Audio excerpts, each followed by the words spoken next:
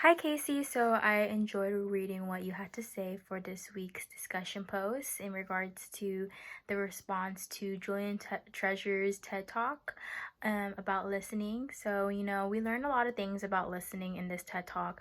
I feel like it was a great contribution to what we learned to this week's lecture. And like you said, listening is very important, as well as actively listening.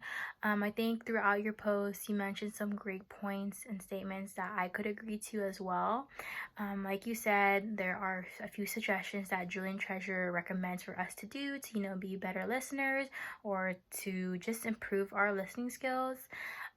Those are like silence, mixer, savory, listening positions, and then he mentioned just this unique acronym that I actually never heard of before until he mentioned it, which is RASA, which is RASA: receive, appreciate, and summarize and ask.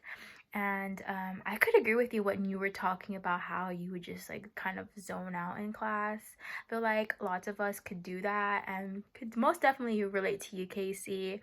And we're just like in our own headspace doing our own thing, and we're just like, oh, what did they just say? And it's just, I know it's kind of a weird habit to have, but I feel like with these skills that he introduced to us, that maybe we can probably implement it, to be more actively listening in class.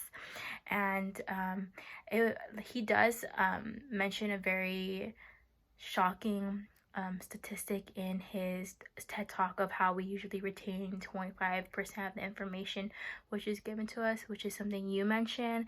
I think that's a really shocking statistic, just because I don't know, to me, I never really realized it until he said it.